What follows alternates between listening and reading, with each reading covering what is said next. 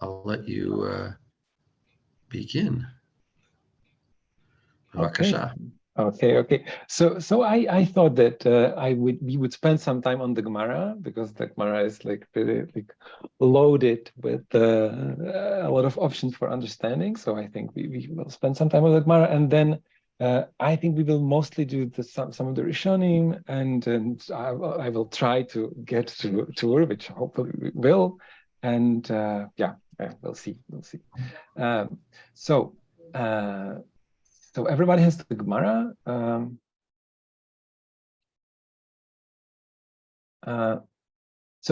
I thought that it would be good, like if we after every statement, which is a crossroad, I would say, in understanding like what it can be, what it says, or what it doesn't say, or so that we stop a bit and then we try to like spell out the options which are there. So if we are on the Gemara, does anybody want to take it? Does this? Okay, great, Jacob. Tana Igra Derabi Ava Ofbegvina Nathlim Bafi Horan. Who tiny la who amar la below natila yadayim below kinuacha pa. So Great. Igra, the father-in-law of Rabbi Ava, said poultry and cheese you can eat freely. So he taught it, and he said to him, without to clarify, without washing hands in between and without wiping one's mouth. Right. Great. So he has this tradition, and he explains it this way, right? Velo netilat yadayim velo kinuach hapeh. And so when I line by line the Gemara, so there's really like everywhere there's almost a crossroad. So here we have like of ugvina, right? But we one issue is the order. That's one thing. Is it of ugvina? Can it be or does it have to mean gvina and o? Like so that's one thing, is the order.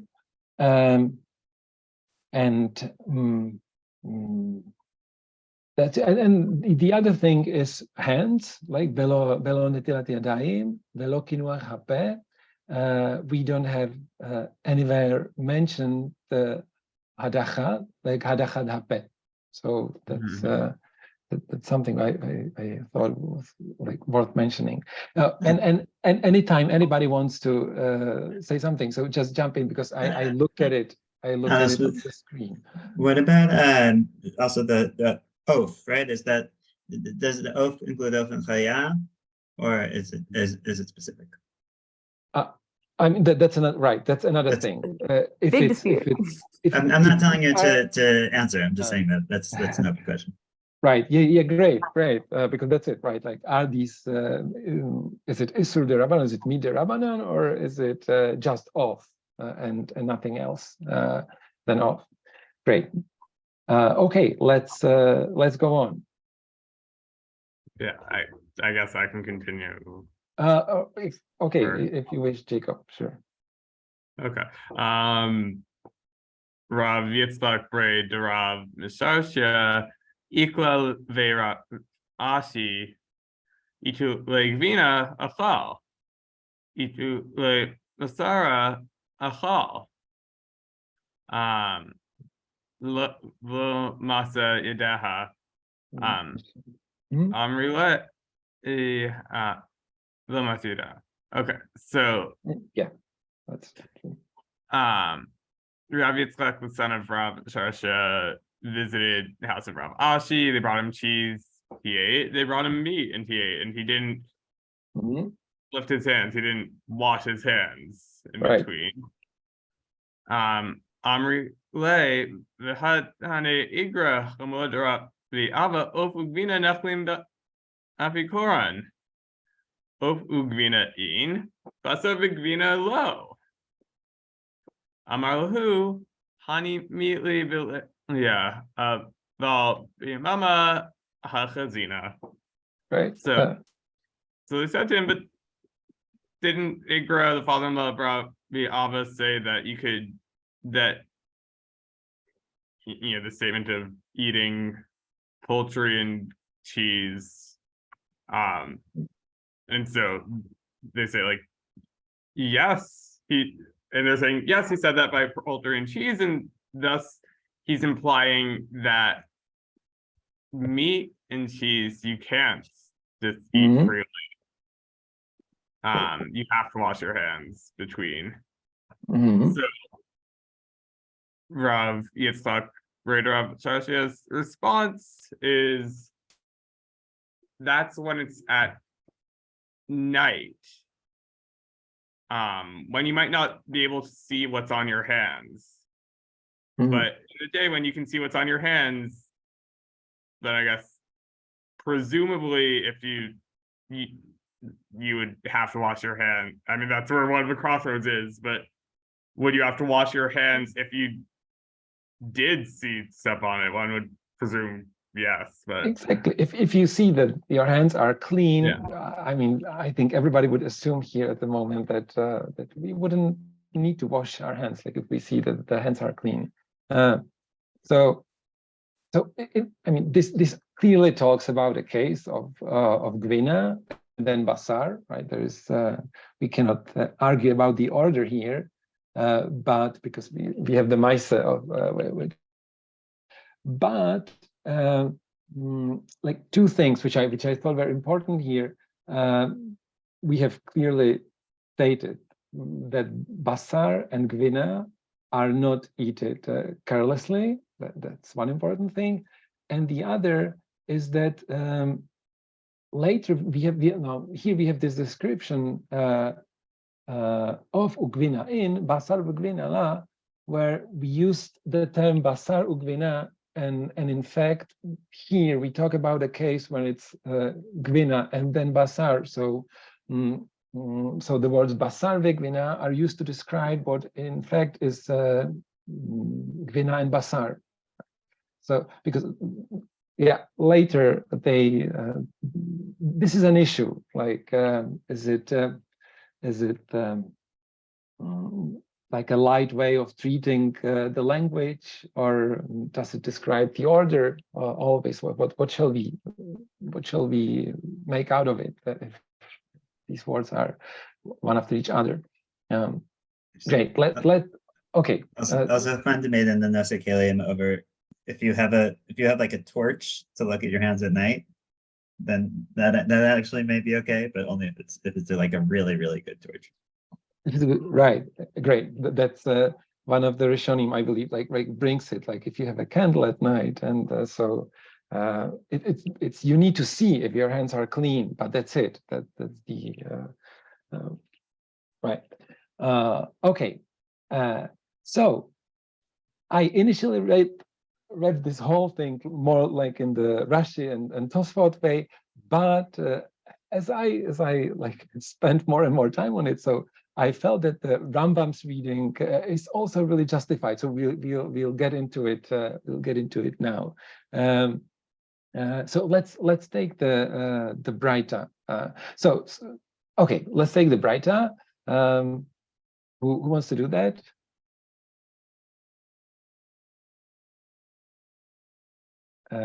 Anybody? I don't see you all. Yavne has his mic on, so is it coincidence? Sure. Yeah, it is, but I'm happy to do it. Wait, whatever.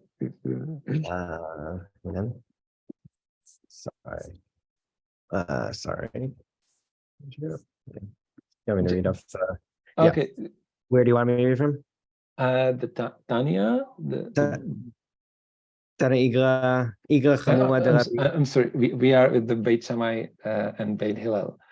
So it's okay. Tanya Beit Shammai Omrim Kaneach Ubeit Hillel. Right, great, that's it. בית הלל אומרים מדיח. מהי מקנח ומהי מדיח? אילמה בית שמאי אומרים מקנח ולא באי מדיח, ובית הלל אומרים מדיח ולא באי מקנח, אלא הדאמר רבי זירא אין קינוח פה אלא בפת. כמן כבית שמאי, אלא בית שמאי אומרים. So, So, we have we should study. should I? Yeah, I think so. I think it's better, right? Okay, so we have right that Beit Shammai says you like wipe, and Beit Hillel says you rinse or something like that. Is that the? You use the water for something. Right. So Beit Shammai says you mekanech and what? Sorry. No, I just say you use that. I tried to be as broad as possible. You use water for something, right? So the thing is, we don't know, are these hands or are these is it rinsing your mouth? Right. What is, and then it asks, what do we mean by this opinion mekanech, and what do we mean by mediach? We might say that Beit Shammai says that you are mekanech, and you don't need to be mediach, and Beit Hillel says you are mediach and you don't need to be mekanech. But we have a statement from Rabbi Zera who says there's no wiping of the mouth. Like wiping the mouth is by definition is only with bread. And so if he's saying this, if he's bringing this opinion about kinuach, do we really think that he holds like Beit Shammai? אלא בית שמאי אומרים מקנח ולא באי מדיח, ובית הלל אומרים אף מדיח. Rather, we could say Beit Shammai says one needs to wipe, and one needs to be mekanech, and one doesn't need to be mediach. And Beit Hillel says one even needs to be mediach. One needs to be mediach also in addition, and that makes Rabbi Zera's statement make sense, because then they both need kinuach, and so he's explaining what kinuach is for the purpose of both of them. Havele mikulei Beit Shammai umichumrei Beit Hillel, velitnaya gabei kulei Beit Shammai vechumrei Beit Hillel. But in that case, it would be a kula of Beit Shammai compared to Beit Hillel and a chumra of Beit Hillel, and in that case, it should be listed when they list the kulot of Beit Shammai and the chumot of Beit Hillel. Ela בית שמאי אומרים מקנח והוא הדין למדיח, ובית הלל אומרים מדיח והוא הדין למקנח. מה אמר חדה ומה אמר חדה ולא פליגי. Rather, we can say Beit Shammai says one should be mekaneach, and it also works to be mediach, and Beit Hillel says one should be mediach, and it also works to be mekaneach. And each of them said one different thing, and they don't really have a disagreement about what the rule is. And then like both, right, Tosfot and Rashi say Tarvaihu, right, we need both of them, in fact.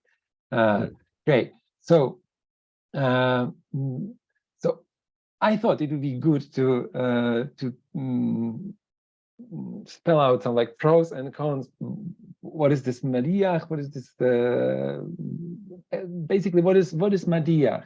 What is Madiach? Because initially I also read it as like Hadachat Apeh, which sounds I don't know why even, but I did. And then, but the other option, I don't know who, like if you look at the Rambam, so the Rambam, it seems to me like clearly reads it as Hadachat Yadayim. Seems to be clear that he thinks that this whole passage is about washing one's hands and not peh, right? So what works for him, in my opinion, is that so far we really talked about we used the term kinuach hapeh, right? That's true, but there was really nothing much about hadachad hapeh.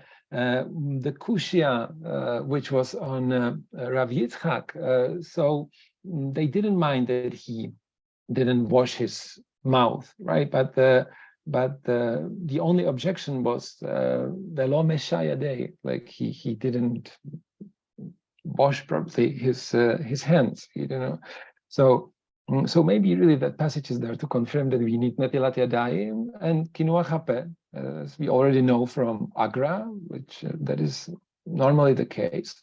So the obvious question would be, how could Beit Hillel require only netilat yadayim and no cleaning of mouth? Like there would be, or how could we possibly like subsume some sort of mouth cleaning under the term hadachat yadayim, right? But the problem in the Maaseh of Rav Yitzchak is netilat yadayim, so they don't ask him about kinuach, and it goes with another reading which Rambam does, and that it talks about a case where cheese is first and then meat, so it's meat after cheese, which would make sense. You are not that. You don't care that much about hadachat hapeh if it talks about the issue of first cheese and then meat. And what it doesn't do, this passage then, that it doesn't give us an answer to the question what we should do if we eat meat and then want to eat cheese. So we need to wait for other part of the Gemara in order to get an answer to that. If we read it this way. As I don't see you, I repeat again, anytime you want to say something, just say that. Okay, okay, I see. But Alesh, before the Gemara tries to harmonize Rabbi Zera, it's important to notice that clearly, especially we see it from the Maaseh in the first paragraph, that actually we don't have, for some reason, it's quite strange for us today after halachic far, but like there's no problem after the food enters your mouth. The whole question is a question of something outside. It's your hands. And kinuach, basically, before Rabbi Zera, kinuach is something outside. It's even the word apikorin. The word comes from, it's like the word in Greek, it's a version of aphasialis. It's like it's like wiping your mouth literally from the outside. Rabbi Zera is another level of humor that it's clear that more is evolving here on thinking, oh, how can I extract the food that is already in my mouth? But like it's you can easily read the Mishnah and the early Tannaitic sources on thinking on something like there's no isur on beit storim. When once a food entered in my body, it's not anymore. I don't think anymore about it as something problematic of eating. What do I need? I can't actually like insert into my mouth a piece of meat and a piece of cheese together. But like every part of the idea is what is outside my mouth. It's in my beard. It's in my hands. Interesting. So how did you say what was the Greek word? Because it's relevant to Rif, I assume, right? Like if you say no, because you eat. Jastrow brings this, citing the Rif, that it might be related to facialis, like facial. Yeah, facialis. Yeah, especially in this level of Greek, the R and the EL change quite a lot. But it's literally a facialis, meaning without a napkin. You don't need a napkin. Facialis. Okay, got it. Okay. Yeah, that's great. Okay, if it's about Madiach Peh, if that is what the Braita is about, so then, as they say, like as Rashi says, so discussion is then what is more effective, right? It might be about that. Is it kinuach or adracha? Do we mean both when we say like one of them, or but it's primarily about cleaning your mouth, and so washing hands comes from a different place. But this is about cleaning mouth. So when do we do that? When do we need it? When do we need to be really careful about washing mouth? Is when we eat the meat first. So I think that almost everybody, and now just like correct me if I'm wrong, who reads it that it's about washing mouth. So he reads it as that we eat first meat and then we eat cheese, or that it's that's how it seemed to me. So the discussion, in fact, really tells us something about what we should do after we eat meat, or at least it gives us like partial answer to that question. Right? So two things, I would say, like important, like readings of Hadacha. What is the Hadacha? What is the Hadacha of Beit Hillel? Again, another thing we don't know. Do we talk about one Seuda, or is it Seuda? Is it different Seuda? And I see. Is it Joel? Okay, Joel, go. Yeah, I want to throw out that before we read Rav Chisda into everything, right? Like I don't think we should assume like that, and I think the Tosfot may even revive the kind of pre-Rav Chisda world when we get to that, right? Because we have initially, they're going to ask Rav Asi, who asked Rabbi Yochanan? Rav Asi asked Rabbi Yochanan, right? And he says, you don't have to wait between Basar Legvina. It seems like, what do? You do kinuach, you do, you do netilah, whatever those things are they in the mouth? Are they on the hands, right? But maybe there isn't a wait time until you get to Rav Chisda.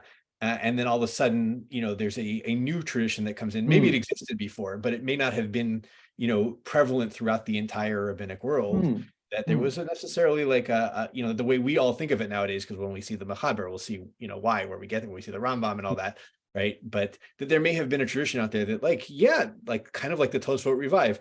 Or maybe they don't have to revive it. Maybe it's what they're doing, right? There's no wait time. It's one meal to the next. And what you have to do, though, to clean yourself up from one meal to the next, that's really the question at hand here. So I do think part of the tension with this Gemara is that different sections of it aren't read super easily together, right? And that if you read them in isolation, you would probably come to different halachic conclusions, right? So from the first paragraph that we read, and then, in the subsection of the discussion about kinuach, etc., the implication would seem to be basar and gvina, you need to do kinuach and hadacha. But there's no mention until this last paragraph of any notion of a wait time. It's purely about, do you need to wash your hands? Do you need to clean out your mouth? Yeah, there's no waiting time so far. Sure. Good. Okay, we can go to Rabbi Zeira, which is okay. Let's go. Thanks, Yavni, and who wants to read next? Ellen? Was it hand? Yeah. Was it? Yeah, I'm happy. Okay, great. I'm happy to read. Sorry, right. Gufa Rabbi Zeira, yeah? Yeah. In kinuach hapa ela bepat. V'hane mile b'dechite, aber b'desha'are lo. Right. So going back to what Rabbi Zeira said, that this cleaning of the wiping of the mouth happens with bread, and that's talking specifically about wheat, which is it sticks more to the teeth, I think Rashi says, but for barley, it does not. Right. Keep going. Yes. Yeah, Alan. Udechite nami lo amran ela bekvira, ela bechamima mishater star. Right. And we also only say for bread that's cold, but for hot bread, it sticks, right? Right. There actually is a further problem with cleaning there. Right.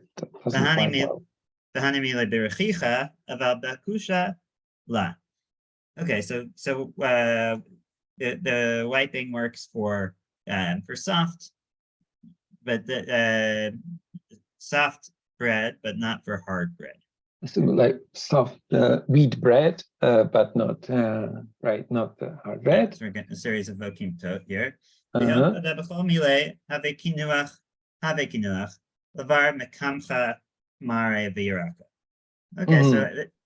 so we actually do hold that wiping is going to work for everything except for flour, dates, and vegetables. Great. So this is great. We get this very specific instructions for what type not of that bread. we can do wiping for everything, but that you can wipe with anything. Right. You cannot wipe with these three. I mean, they don't work. Right. Right. So which seems right, like that really you can use everything, like after getting all these instructions about like what type of bread it really should be. So the Hilcheta goes, I don't know, does it, I know it's like probably Gaonic, right? But it seems like it's from experience, like this works. These are the things that work, and these three obviously don't work. Good. Okay, so if we okay, yeah, let's go on. Let's go on. We can go on, and all this part is really loaded with a lot of things. So, yeah. Anybody? I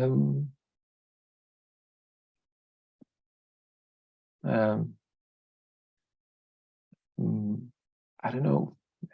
Anybody wants to take it? I can read. Okay, great, Andrea. באה מיני, we are there, no? Mhm. באה מיני רב אסי מרבי יוחנן, כמה ישעה או ישעה בין בשר לגבינה, אמר לי, ולא כלום. הנה, ואמר רב חיסדא, אכל בשר אסור לאכול גבינה. גבינה מותר לאכול בשר. אלא כמה ישעה בין גבינה לבשר, אמר לי, ולא כלום. We can. Okay, so the question is there, how much time do you wait between basar legvina? And he says nothing. And then he says, is that right? And then he says, Rav Chisda says, I think the question should be the other way around. Achal basar. Okay, he answers achal basar. Then if you eat meat, then you shouldn't eat gvina. But if you eat, didn't Rav Chisda say that, right? Achal basar asur lechol gvina, and gvina mutar lechol basar. Exactly. Maybe I overheard you, so I didn't. No, you're right. And then so the right question should be, so how much time do you wait between gvina to meat? And then he says nothing, and there we are. Right. So he says, so in fact, when Rabbi Yochanan said velo klum, you don't wait at all. So the situation he meant was when you eat cheese and then you eat meat. So that's how it is interpreted. But we have for the first time a question about this here. Like, do we wait? Great. Let's take Rav Chisda. Andres, if you're gonna go on, you can go on. גופה אמר רב חיסדא, אכל בשר אסור לאכול גבינה, גבינה מותר לאכול בשר. אמר לי רב אחא בר יוסף לרב חיסדא, בשר שבין השיניים מהו? קרא עליה. הבשר עודנה בין שיניים. Right, that's a pasuk. Right? Yeah, Amar Ugva. I think we can translate this part. Okay, so now comes the important question: how much time do you wait between basar and gevina? And then they ask, so what do we do about the meat that it stays between your teeth, because there is this pasuk. Right. We repeat the statement of Rav Chisda. We have the statement of Rav Chisda: basar, achal basar asur lechol gvina, gvina mutar lechol basar. And right, go on. Amar Ugva, Ana. And then Amar Rav Acha. You said it probably, right? Like basar sheben hashnayim mahu, right? What's the meat which stays in our teeth? Is it meat or is it not meat? The answer is okay. Yeah. And then Amar Ugva.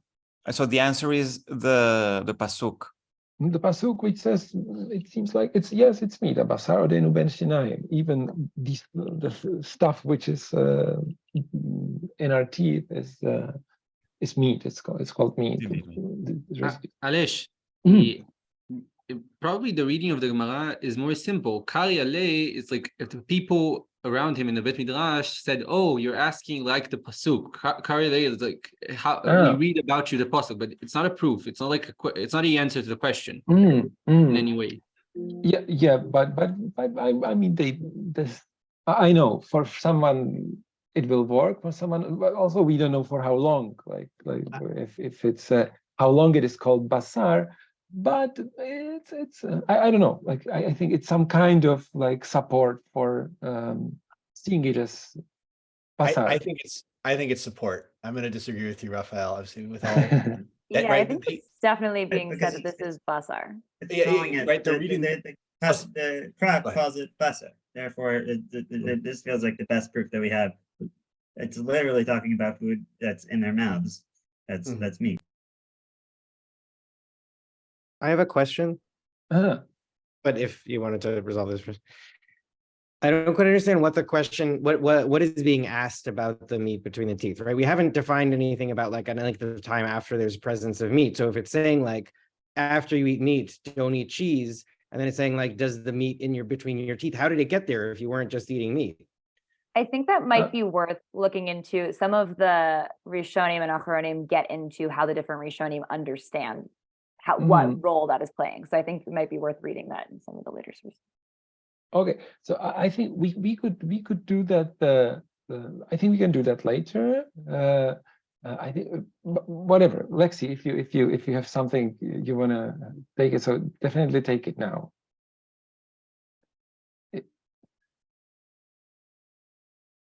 Lexie? No, I'm just saying that like I think this question will come up when we're looking at Rambam and you're right. Perushi. It does. So I think it does. that basically it's going to come up in the later sources, looking at how people are reading this line and what role it serves in the Gemara. So I think that's okay. Yeah. That's correct, right? Like do we all the time after? Sometime is it after the Shia, or is it still within the Shia, or is it what right? What is that? So there are also some specifications. Good. So let's go to Bar Ukba. But back to Yavni. I think it's quite understandable. We said that we wait some time after we eat meat. So we really try to like go deeper into the situation. Like it happens when you eat meat. So we start to realize, okay, when we eat meat, other things happen, and only our hands are sticky, or at that time definitely they were. But also we've got something in our mouth, in our teeth. I think it makes sense if I got your question right. So I mean, my question is sort of like Rav Chisda says, Rav Chisda says, after you eat meat, don't eat cheese. And then Rav Acha Bar Yosef asks Rav Chisda, what about the meat between your teeth? So I don't like understand what he's asking. What about it? Like, is he asking after you eat the meat that's between your teeth, are you not allowed to have cheese? Because like, presumably if you have meat between your teeth, you were eating meat, and therefore like you ate meat. And so then you shouldn't have cheese right now. So I think the question is this, so the stuff between your teeth after you eat meat still quote meat? Right. But what's the relevance of like whether it's still meat or not? That's what I'm asking. Like, it would be eating basar v'chalav if it were meat. But I see Joel has his. I think I have at least two ways to take it. One is the way that many Rishonim will take it, which is like, even if you wait whatever, we haven't come up with a time yet, but if you wait the relevant time and you still have meat between your teeth, is that a problem? But I think the other way is you can read this as a challenge to Rav Chisda, right? Rav Acha says, what, you think this stuff, you think you need to wait because there's meat between your teeth? You think that's really called meat? And he's like, and the Beit Midrash will be like, yeah, there's a pasuk in Naso. What are you talking about? Of course, right? Habasaro ben shineha, right? There's still meat between their teeth. And in that sense, then it's kind of like a support for Rav Chisda at the end, even though it's an initial challenge to him, right? Of the stuff in your mouth matters. It's not just like Pirsha Be'alma, to go back to an earlier term we've used, which you could see, right? You could say like, meat and milk, it's about cooking together, eating together. Once it's in your mouth, your saliva, dissolves it. Who cares about that stuff? Right. It's not kli, right? It's okay. Let's finish this Gemara. Mar Ukva. Mar Ukva, Ana להמילתא, חלה בה חמרא לגבי אבא, דאילו אבא, כי הווה אכיל ביסרא, העידנא לא הווה אכל גבינה עד למחרת אשתא. ואילו אנא בהסעודתא ודלא אכילנא, לסעודתא אחריתא אכילנא. So Mar Ukba is, I think, comparing himself to his father. Yeah. Yeah. And what is this? Chalaba chamra legabe Right, Abba? like a vinegar son of wine, right? I'm much less pious than my father was. Yeah, because when his father used to eat meat, he would only eat gvina until the next day. I don't know if he means 24 hours or he would. It almost looks like it almost ashta, like right at the same time, right? No, right. It almost looks like that he treats it as a kli ben yomo. I don't know, like this. I think Rav Aryeh once suggested an opinion like that. It looks like that's how he treats his mouth. I don't know. It's just a suggestion, but yeah, he waits 24 hours. He waited 24 hours. He was a real chosid. So, but Mar Ukva himself, he would eat in the first meal and then he would eat gvina at the next one. At the next meal, right? Yeah.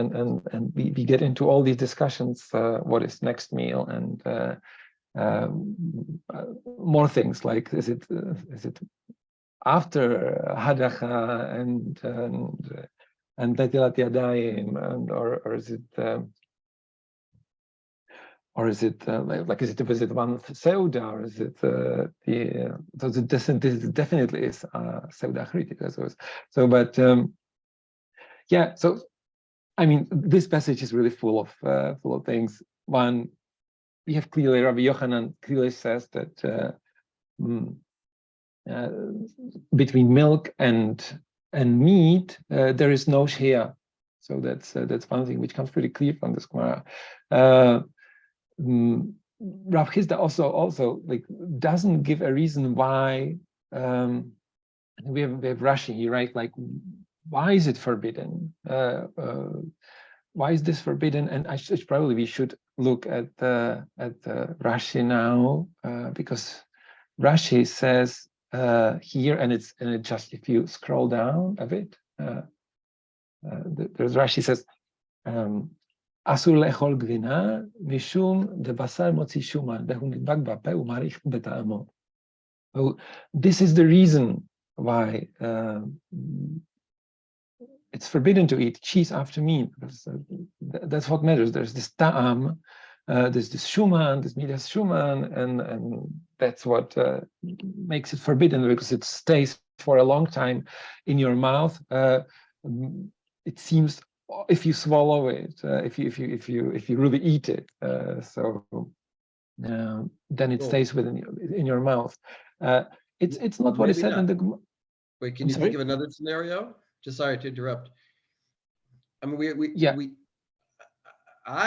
when I first read this Rashi, I think of something that I'd heard from rabbis years when I was young. You know, that the food, you know, sort of the flavor comes up from your belly into your mouth, and then it mixes. But I look at this Rashi carefully. Does he necessarily say that there's no mention of belly here? Mm-hmm. Maybe so. What's happening? What's the process here in this Rashi? So the way I understand it, there is nidbak bape, motzi shuman, and nidbak bape. So and the pe, I think he really means like everything when you eat it, when you eat something, right? So it's just experience. When is it motzi shuman? When you're chewing it. Mm-hmm. And then the fat is nidbak bapeh. It gets to the sides of your cheeks, you know, the inner walls of your cheeks. And it remains there. So right, but I wouldn't be too literal about the cheeks, because I think the whole idea is that this is in contrast to the notion of like physical bits, right? That like it's true he doesn't mention anything about beten here, but I think that the rabbis were picking up on like physically what we know to happen with like pungent things that you eat, which is that like you eat something really garlicky, you'll have garlic burps like 6 hours later, like you will. right? Like that actually is a reality. I don't eat meat, so I'm actually not as aware of like how much that's true. But it would make sense to say, yeah, we're dealing with the fact that like if you eat some like sharp tasting meat, you're gonna like taste meat in your mouth like hours later. And again, Well, what I'm like suggesting sometimes is that that happens. They probably aren't dealing with like having really thorough like toothbrushes and toothpaste. And it's like that can happen even if you like do a wash out of your mouth. Like there actually can still be flavor remaining even if you wash your mouth out. That is true. well, what I'm suggesting is the opposite, is that maybe kinuach, if somehow kinuach would sufficiently get this shuman out of your mouth, then Rashi wouldn't have a problem anymore. Well, I think that both of them would say, like, Mhm. theoretically, if you could be absolutely certain that you could either physically get rid of all of the bits or absolutely eliminate that flavor, that it wouldn't be a problem. I just think that both the Rashi and Rambam positions, which we're about to see Rambam, are going to say that actually you just aren't able to, with utter certainty, remove all of that. Right. Okay. That doesn't bother me. You're right. But maybe the idea of kinuach is seen here in this Rashi, and then the basar ben shinayim is just the extension of that, and saying, well, if it's in your teeth, also it should be a problem. So again, if you get that out, then you'd also have a problem. Then you'd also have no problem. In other words, that's the logical flow, because we're worried about things in your mouth. And so basar ben shinayim is another type of thing in your mouth, but we're not worried about your stomach. Yeah, no, nobody talks about the stomach, right? Like with yeah, good. Yeah, I'll just summarize these. So we said no shkia. We said the reason, obviously later, the reason which is stated in the Gemara clearly, and that's how Rambam takes it, and we'll see it later, in a moment, is that it's the basar ben hashinayim, right? Which is the problem, which is he doesn't talk about dam, unlike Rashi, and we have these humrot stemming from both of them. From the Rashi says dam, and Rambam says no, it's the basar ben hashinayim, which makes a problem. There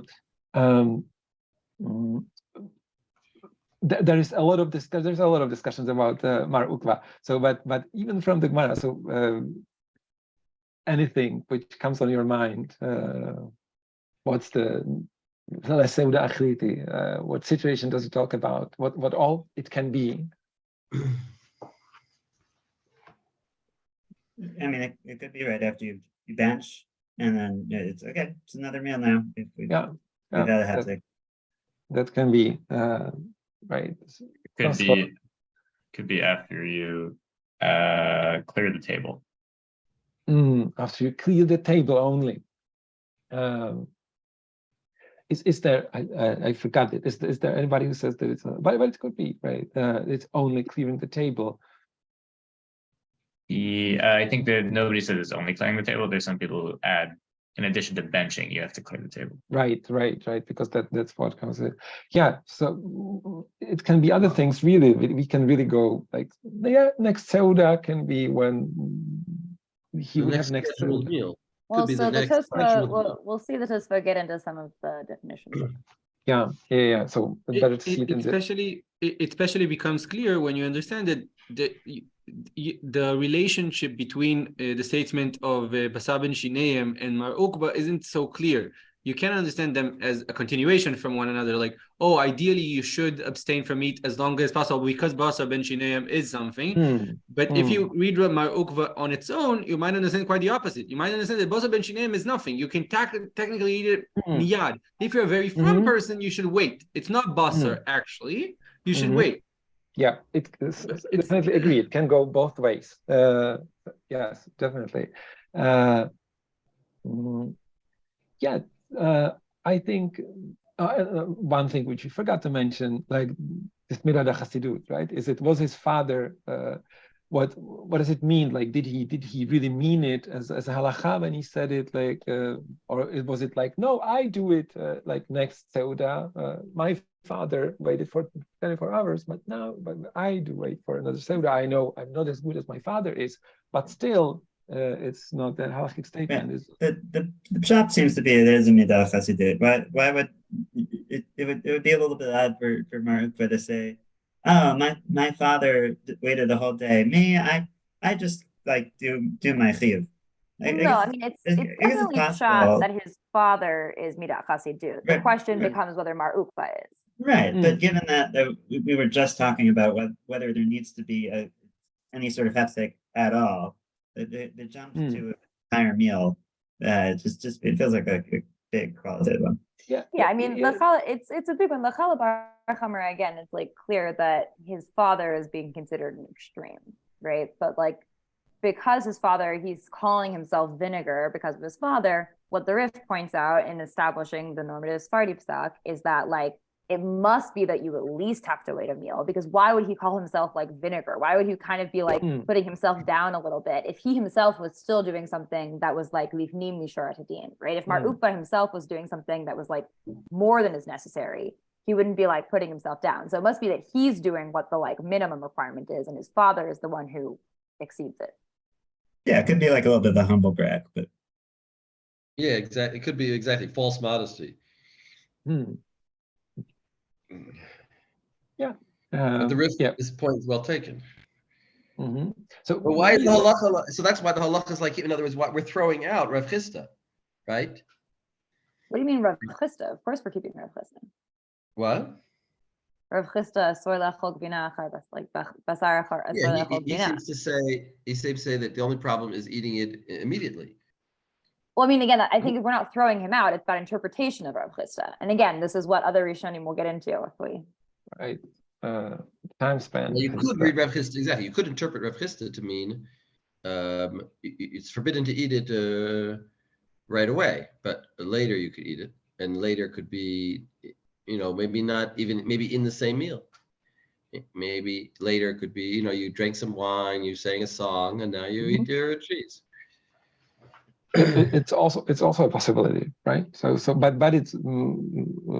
But it's definitely later. Like definitely this later must be there. Like it must be some kind of later, but not necessarily how long it takes. Not necessarily suda achrita, whatever that means. Right. Good. Okay, so maybe let's go to look at the time. So let's go to Rif and then Rambam straight to Rambam. I think it's probably worth just reading the Rambam, because the Rif, though, his only main point is the one that I just said. Mostly he's recapping the Gemara. Okay, good. So let's do the Rambam then.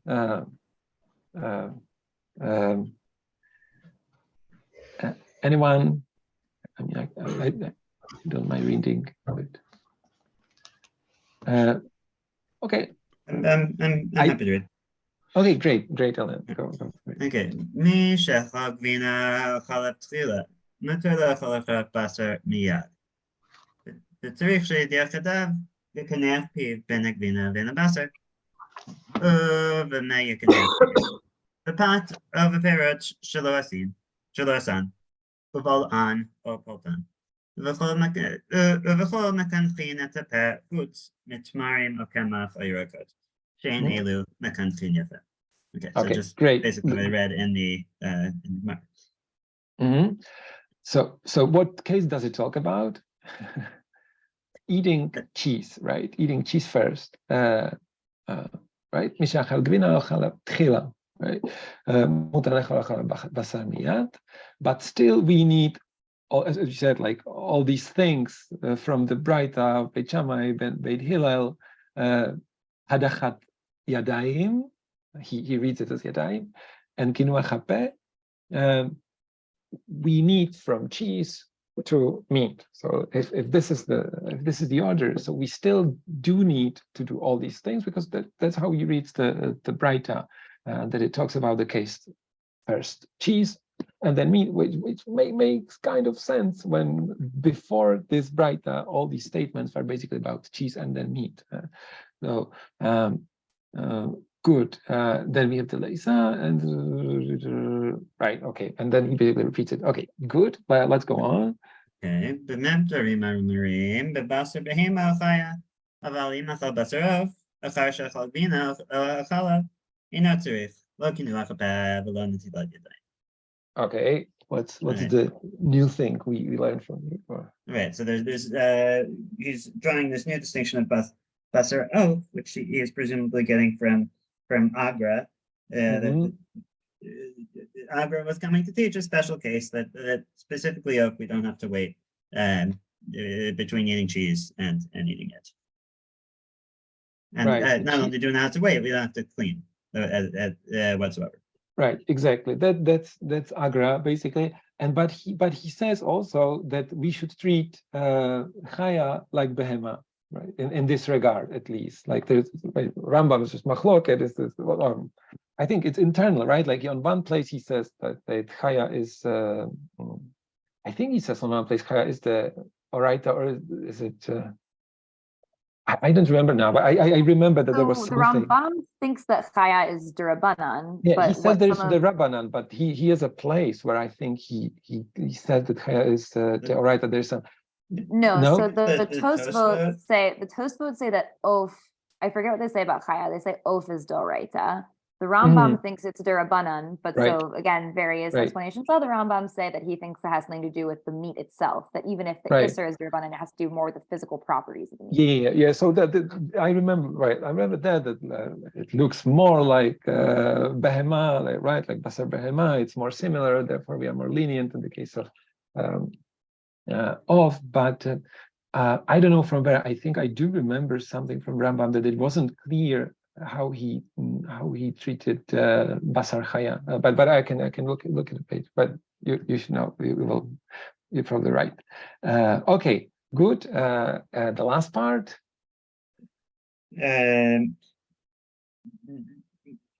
Right. I think it's that the Tosfot say Basar Oak is the Rabbanan, but it's Basar B'chalav Deoraita. Anyway, okay, last part. Misha chal Basar B'tchila, Ben Basar Behema, Ben Basar Oak, Lo Yachal Acharav Chalav Ad Yishhad Beinehan Kadesh Shirasu Da Cheret. Tehu Kamo Shesha Oak. Ibnei Habasar Shal Ben Ashinayim. She'eno Sar B'Kinu. Okay. Right. So if you ate meat first, whatever either behema or of, you need to wait a sudata, which is he's defining it here as 6 hours. And for the reason that we said, not Rashi, the oil being drawn out, but because the meat gets stuck between the teeth. Exactly, and he says "Kmo shesh shaot." I don't know. I think he right. It's approximately shesh shaot. He's still not the one who makes it shesh shaot davka. It's like "Kmo shesh shaot." But I mean, they also they didn't have clocks, so there is no way for it to be precisely 6 hours until you get accurate timekeeping. You're right. They didn't have clock, but the different types of clock. But I don't know. I think they would be able to, because they talk about, when do they start to talk about shesh shaot and shel chuv dalet, michuv dalet shaot shel yom? This actually comes up in the Pirkei Tshuva that there's a debate over whether it's like Zmaniyot, Shaot Zmaniyot, there's Zmanot Kuot. So it seems like even for them, there's we're definitely not totally on that. I think there's this argument, like, is it Shaot Zmaniyot or is it Shaot Shel Chuv Dalet Shaot? But I think mostly it's treated like Chuv Dalet, right? Yes, but even Kav Dalet Shaot is Shaot Zmaniyot, meaning there are 24 hours and they change all the time. Like those terms aren't mutually exclusive. So because I think. Are they not certainly like mutually exclusive? Because I think so. That's the way I understood it. Most of the poskim end up saying it's 6 hours out of the 24 hours of the day, not halachic zmanim. The big exception was the Pri Chadash, who says that it's 6. Right. He suggests maniot, and then everyone else tears them apart because they're like, "What? It's gonna meet behaves differently in the winter than Right. it does in the summer. Like, Well, yeah, well, essentially his claim, which is interesting, correct? Because his claim is that he says, yeah, and therefore you always wait the winter hours, right? It's like you always wait 4 hours or whatever it is, and And there's a lot to say about what he writes there. it goes the other way around, right? Because then they will later come. People will say, "You wait if the minhag of 3 no, but hours." his argument was that you can, again, if you're using 6 hours, you can use the winter hours as a kula, and they end up saying like in an extreme kind of shadachak, you can rely on that. Yeah. Okay. Good. So let's. So this is like one way of reading. So let's go to Ashkenaz now, and. Well, can I offer one just quick reading? Sure. A different reading. Even if the hours was impossible to measure exactly, if he could have written v'hu sheish sha'ot, and of course it would be impossible to measure it exactly, but everybody would do as best they could. But when he writes, I think his real definition is suda acheret. That seems to be the definition, and then the approximation to that is sheish sha'ot. Why is that an approximation? Because when you have your meal varies from place to place. In other words, in certain customs, certain countries, maybe they have the meal every 5 hours. Certain countries they have it every 7 hours, and I think that's what he's saying, that the next meal is usually around 6 hours later. It could be more, it could be less, and therefore that's how he's putting in the kashe sha'ot, because it's really just it maybe varies by minhag. I think that the word kmo is there intentionally, definitely. I also see it like that, and it's also very apparent where somebody skips it and just writes shesh sha'ot. Joel, Yeah, no, I think the daf al daf, I can't remember if it was his own thing or he's quoting somebody else. He says that even Marukva's father was following the same tradition, that he just ate 1 meal a day. And that the whole thing is that I'm challah to his chamra is not about how long they wait for between meat and milk, but how long they wait between meals, right? That his father was just a stronger person than he was. He only had to eat once a day, Wow, that's very actually interesting. this whole thing out is really just between interesting. meals. I think I read it in some like later sources which talk about the minhag of 3 hours, that it's from part of the world where the culture changed, where they would eat more frequently, like I think it's specifically in the north where the days are shorter, so they're eating more close together. Yeah. Okay. Let's jump into Tosfot. I don't think we'll do it. We probably won't do all the Tosfot, but let's do part of it. Let's have it just at least like Rabbeinu Tam and Bahak, so that we get it from it. So Ofu Gvina in Basar Vegvina La. It's on the source sheet.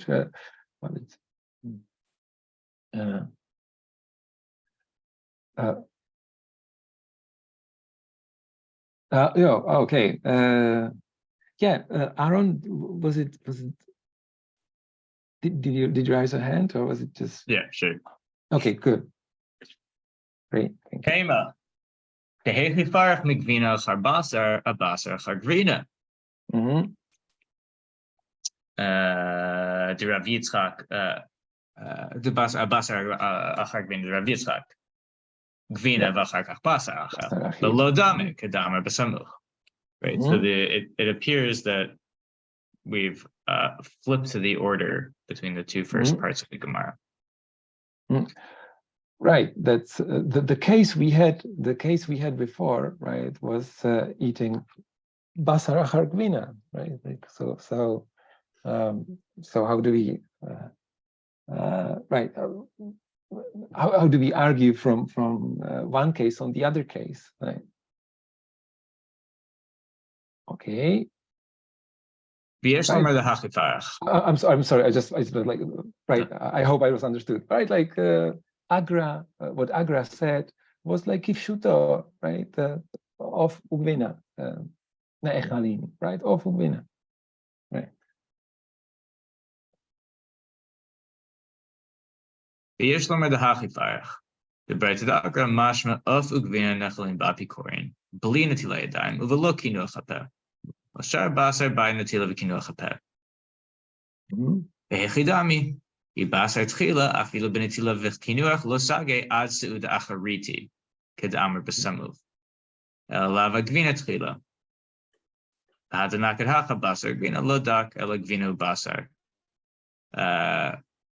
V'agav maz kiber breita of tchila. Nakat nami hacha basar tchila. Should I go through the whole back and forth or just summarize? Yeah. Oh, okay. You can summarize. Or we can translate it. Okay, so I'll just go through it. Here's a potential answer. This is actually what's being challenged. In the Breita of Agra, when it says Of and Gvin are eaten in Apikoren, it means without Netilat Yadayim and without Kinuach. But any other Basar eaten after or before Gvina, it's not clear here, would require Netilat and Kinuach Hapeh. Under what conditions? If it's Basar Tchila, even Netilat and Kinuach Hapeh wouldn't be enough unless you were having another meal, as we see at the end of the Gemara, Kedam B'Sama. Lava Gvina Tchila. So this must be, if you have Gvina and then Of, you're fine. Gvina and then Basar, you do Hada'a Kinuach Hapeh and Hada'a Netilat Yadayim. Great. Basar Gvina, and here give the reason it says Basar and Gvina, which makes it seem like it's Basar first and Gvina second. Lodak, it's not a precise. It's just following the lashon of the Hatkala. Right, and we have some support for it from the Gemara that it really sometimes it seems to be used interchangeably. Like, right. So I mean, maybe like let's skip to Rabbeinu Tam. That's important so that we have time for Rabbeinu Tam. Rabbeinu Tam Mefarish v'ken hilchot gedolot da'acha basar asur lechol gvina haynu b'lo netilah v'kinuach. So Rav Chisda's statement was just talking about when you don't have kinuach and netilah. Aval b'netilah v'kinuach share acha gvina mutar lechol basar af b'lo netilah v'kinuach. Amar ukva d'lo achil ad sid achariti haynu b'lo netilah v'kinuach. Okay, so if you have basar just, and gvina, just two more words like inami machmir al atzma. Inami machmir al atzma. And so Mar Ukva is actually just in a totally different paradigm.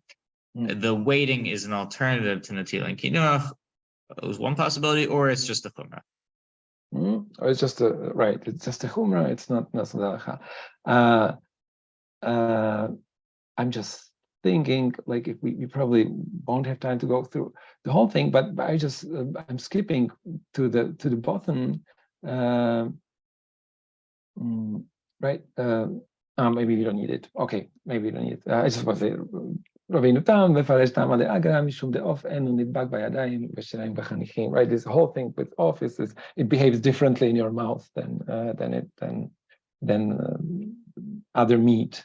So this is like very, very much lekula position. I think it's the most lekula position. We skipped the creators part. Which one? It's not right. Like, it's just about the part about Basar being directed. But okay, right. That was there, right? Also, the Savar Basar right? Velo kaiman, right? Velo kaiman. Does somebody want to give a short summary of what you're not talking about? It's just about what level of Isser chicken is. They're trying to understand why the Agra one, trying to understand the statement about the Of Bina Bapikoren and trying to understand that, align that with the different opinions as to whether Of is either mutar lechatchila, asur d'Rabbanan, or asur d'oraita. So we return to Of. I'm trying to explain. They're trying to explain the minhag as it exists, which is people are already waiting 6 hours for the chicken, and they're trying to explain why that's not a stupid thing to do. For them, actually, it's not clear that anyone's waiting 6 hours, but that people are not treating chicken differently. Sorry, as in people, Okay, so when I look at the time, let's stay still for a moment with the source sheet, but not in the order. Actually, I think we should look at one thing for sure. We have it in it's Isur v'heter le'maharshal. the same thing, but it's not on the source sheet. But can I, maybe it's better. Maybe can Yeah, I? the Isser V'Heter share the screen? Maharshal is here. Okay, it's there. It's there.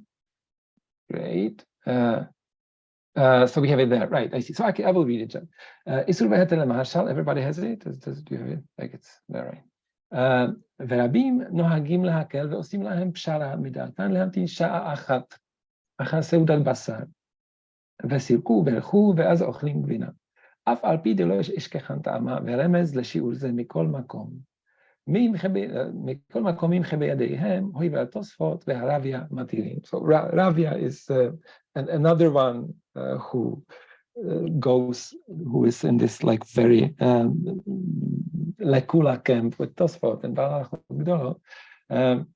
So there's this minhag of waiting an hour. I looked at Isur V'Heter Aroch, Sefer Isur V'Heter Aroch has it also. They said V'nahagu ha'olam, and you don't have it, but it's just very short. V'nahagu ha'olam lehamtin sha'a achat michav dalet layom achal birchad Amazon ve'ochel az gvina afilu belo kinuach u'memtin sha'a afilu achal achilat basar chaya va'or.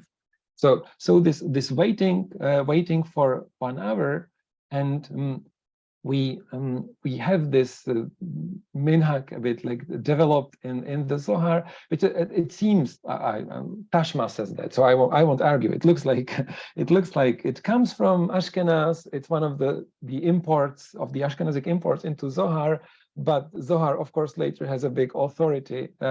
So especially also for the Mechaber, for Rabbi Yosef Karo, it is a big authority. We can jump. I think we should pause. I think we should maybe pause Okay, here. good. Okay, let's do it. Okay, so break for how much? 5 minutes?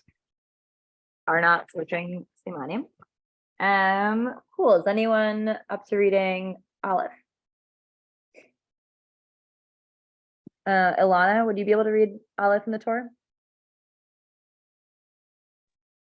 Yeah. אכל בשר, לא שנה בהמה חיה ועוף, לא יאכל גבינה אחריו, עד שישב כשיעור שמזמן סעודת הבוקר עד סעודת הערב, שהוא 6 שעות.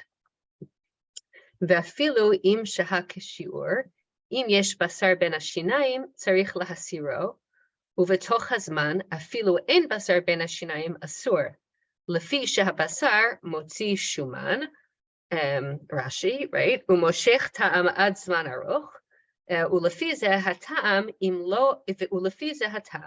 אם לא אכלו, אלא שלעשו לתינוק, אין צריך להמתין, דכיוון שלא אכלו, אינו מוציא טעם.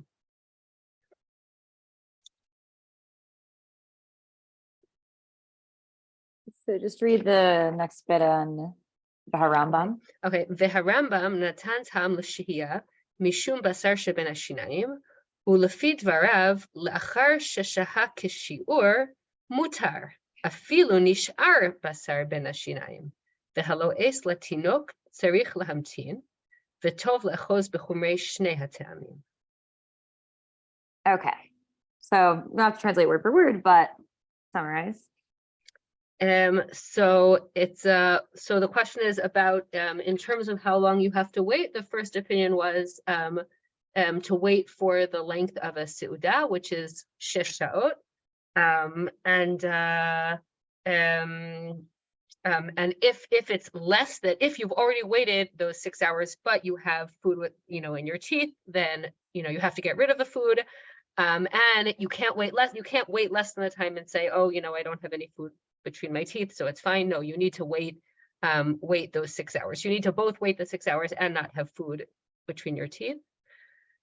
And I don't know about the lasso latino. That I don't know. This is like if you're like chewing up some meat to like soften it up for a child. So you're chewing it up, but you're like mama birding it to your baby. So you're not swallowing. The idea is that it's not in your mouth enough for it to really leave a significant taste, but it's in your mouth enough that you're chewing on it to get between your teeth. From here, but it's clear that he's already thinking on something that it's after digestion is already on your belly. So like it comes as you said. Right. I do think the you- last of the Tinoch is a good support for that, right? That it's not literally just has this bit in your mouth, but like, yeah, are you getting like meat burps, you know? And presumably the idea is if you just chewed it a little, you're not getting meat burps. But you might have meat gristle in your teeth. Okay. And Right. the So last, what does the Torah ultimately say about these opinions?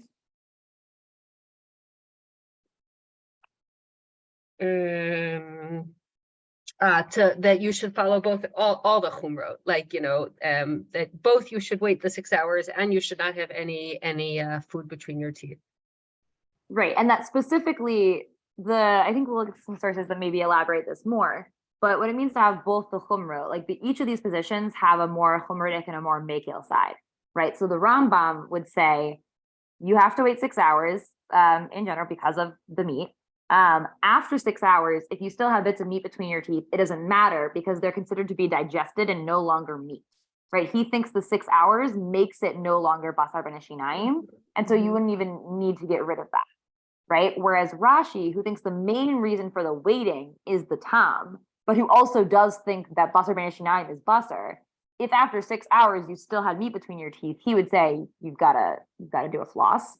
And for the loes the tinok, Rashi would say that you don't have to wait because it's not going to be moshech tam, and the Rambam would say you do have to wait. So you have to take all of the chumradik positions, right? After 6 hours, you still got to make sure there's no gristle. If you chew it up for a tinok, you still got to wait 6 hours, etc. Okay, so on this, there's actually some really good bach on the Siman. So if we on Yiddish and I have it's on Pei Zayin on the same near the beginning of the bach on Pei Tet,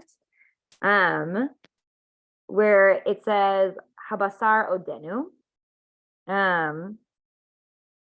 Habasar Odenu Alma Mikre Basar Kam Lashano. So then Zen Lashon Harosh. Right, so this is in the beginning of the wide lines in the edition of the Shir Devorah that I have. Zel Lashon Harosh. Give a thumbs up when you have that in the Bach. Okay. So Zel Lashon Harosh, Basar ben Hashinaim Mahu.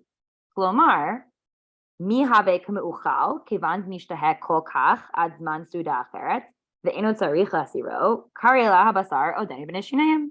Alma kolzman shu ben shinaim shem basar alav vasor lachol gvina ad sheyasiro misham ad kam lashano.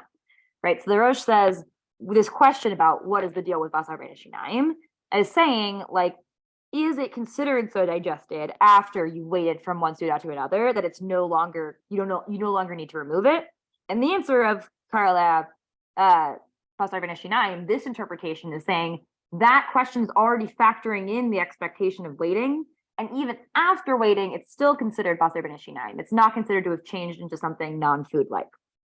Pirish Tvarav, the Hachbaya, lav mikame de Shahak Shior, Kami Bayale, Tafilu Leka Basar ben Eshinayim, Asor Lachol Gvina, Mifnei Shemotzi Shomen, the Pirish Rashi. Ella Balkurcha, She Be Shavar Shahak Shior, Kami Bayale. Ichashiv k'meuchal ve'eno tzarich lasiro upashile d'shem basar alav kol zman shehu ben shinav v'afilu shahayo termik shior asor le'achol gvina ad shisiro misham. Right. So the way the Rosh at least is understanding the sugya is that this question about the basar ben shinayim is happening even after the waiting period. Right. That pashut before the waiting period has been completed, even if you don't have clear bits of meat in your mouth, you still have to wait because of potential flavor. Right, but even after the waiting period, he's saying, so long as it's in your mouth, it's called basar. V'nitzbaru divrei Rabbeinu dilatam harishon depirish Rashi lo haya tzarich lamtin shesh shaot bishvil basar sheben hashinayim v'yichol lismoch al nikor habasar sheben hashinayim el lefi shemotzi shomen v'hulei tzarich lamtin shesh shaot u'mekom makom vaday afilu shahah shesh shaot u'yoter tzarich lenaker lasir habasar sheben hashinayim delo chashiv k'meuchal v'shem basar alav. Right, so this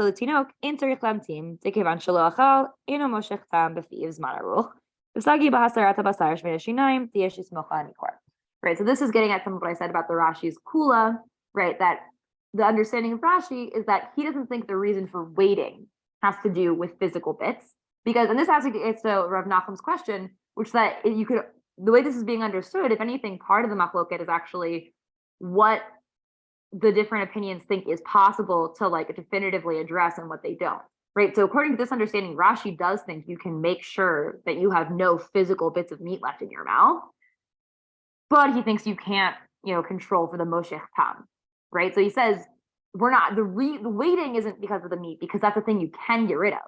But if you know it's there, you do have to get rid of it no matter what. אבל לטעם השני דכתב הרמב"ם דשהיית 6 שעות משום בשר שבין השיניים דאין לסמוך על הניכור והסרתו מבין השיניים דשמא לא ינקר יפה, לפי זה גם בלעשו לתינוק צריך לשהות כשיעור כיוון דאין סומכין על הניכור, אבל בשהכשיעור שוב אין צריך לנקר כלל ולהסירו דקבר חשוב כמאוכל אחר שהשיעור. כתב רבינו דטוב לאחוז בחומר שני הטעמים, לשהות כשיעור אפילו לעשו לתינוק ואין לסמוך על הניכור לכתחילה, זהו כחומר טעם השני. וגם לאחר שהכשיעור ינקר הבשר שבין השיניים ויסירנו בין שאכלו בין שלעשו כחומר טעם הראשון. Right. So, shkoyach, this is the idea is just that you need to wait 6 hours, you need to clean out your teeth no matter what, and even if you chew for a child, you have to wait 6 hours. And then he makes an interesting point about the Rambam, right? Which is that he says that the sugya, this is a little difficult for the Rambam, right? That if the basar shebeshinayim mahu, right? Halach ikar atam tzarich lishhot kshur lo have elam yishum basar shebeshinayim, right? That the fact that the question is being asked implies that that's like for Rambam, if that's the whole reason that you're waiting, then he's like, of course, basar benashinayim is considered basar. That's the reason we have to wait between basar and gvina. Right, and then he says, right,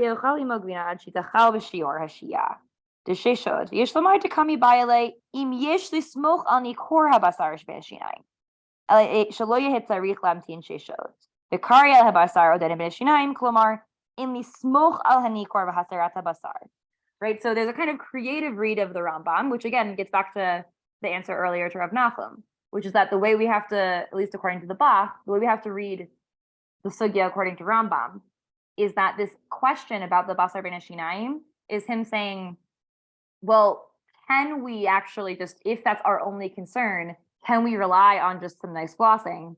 And the answer of karela basar ben hashinayim is no, it's probably still going to have some there. You can't rely on just nikor, which doesn't seem to be the most pshat reading of what that line is doing, but it's an interesting one. Not going to look at much of the Darchei Moshe inside, but he does mention something that's going to come up, which is the idea of something we didn't see inside of the Tosfot, right? But the Tosfot, other than Rabbeinu Tam, do believe in the Suda Acheret, right? Like the rest of the Tosfot agree that you need to have a Suda Acheret. Where they disagree is that has to be like the normal length between two Sudas, aka 6 hours. They say, no, as long as you finish the Suda, so cool, like you got rid of the stuff, you said Birkat Hamazon, it's good to go. And the Darchei Moshe talks about kind of the logistics of this. If people see within Hay, I don't know why it starts off with Hay in the Darchei Moshe, but within Hay, there's a subsection called Od Katav B'Shem Harach. Do people see that? Cool. Joel, can you read? If I can find my unmute, which I did. There you go. Where is your citation again? This is in the Darchei Moshe, within the first Darchei Moshe on the Siman. Od Katav B'Shem Maharach. The left, furthest left column on Kuf Pei Zayin, right? Yeah. Got it. Yeah. Od Katav B'Shem Maharach Tiladivrei Tosafot V'Ravia Emo Levarech Birkat Hamazon Al Manat Le'Chol Gvina Ad Kan L'Shano. Right. So according to the Tosfot and Ravia, you can't just bench in order so you can just go and eat gvina. You're like, oh, I really want to have ice cream after my my meat meal, so I'm going to do Birkat Hamazon now just so I can. It has to be like a mamish different meal. It's not like, oh, I'm going to have a different meal by benching, but really I'm just like having dessert. So, all right. Vinir Eli de lachar shel salko uvarchu hu de mehani sha'a. All right, so it's after, it seems to him that after you remove the table or you move the meal and you made Birkat Hamazon, that's when a waiting period of a sha'a, whatever sha'a means, is effective. All right. Aval. באותה סעודה, קודם ברכת המזון, פשיטא דלא מהנה שיר שעה, right? But if your meal takes like, you're at the beginning of your meal, you eat some meat and then your meal takes an hour and you haven't, but you're still in the same meal. You're still sitting around, sitting around the same table. You haven't said bרכת המזון. That, the waiting period is not effective in that sense. פשיטא דלא מהנה שיר שעה. ומדברי איסור והתר הרוך, משמע דהמתנת שעה צריכה להיות אחר ברכת המזון. Right, according to the Isur Heter HaRuch, that if the hour waiting period has to happen after Birkat Hamazon, right? Not after you ate the meat. But after Joel, let me interrupt you because I don't agree with you. I think you're reading it. I don't. Maybe I'm wrong, but I don't think he's saying that. I think he's just saying you have to have two criteria fulfilled. One is that you benched, and one is that you waited an hour. But is he saying that the hour that the stopwatch starts the benching? Of the hour. Yes. Oh no! I didn't. With... Oh, sorry. Let me clarify what I said because maybe I didn't say it right. If that's okay, right? Is not before we get to the Divrei Isur V'Heter. It's not that the hour starts with when you bench. It's that the hour isn't effective until you have benched. Which is different. Yeah, I think the next line. I think the next line. Isur V'Heter HaRuch is going to say the hour doesn't even start until you bench, right? That's it, which is a different. So sorry, let me clarify that. So according to the first opinion, who was that? I can't remember. That was him. That was the Darchei Moshe. Right. He says he thinks that I'll go back. V'nir Eli de lachar shesalkov or salkov or uvarchu. Right? That the hour is effective only not that the clock starts once you remove the table and benched, but that the sha'ah of waiting only works if you have also benched and removed the table. Right? Yeah. But the Isur V'Heter HaRuch is going to say, right?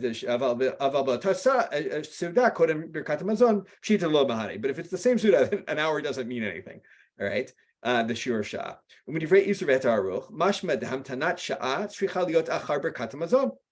Isur V'Heter HaRuch says, no, the clock starts after Birkat Hamazon. All right, lo mehani. But if you wait, right, starting from before Birkat Hamazon, so let's say I eat at 1 o'clock, I eat my meat.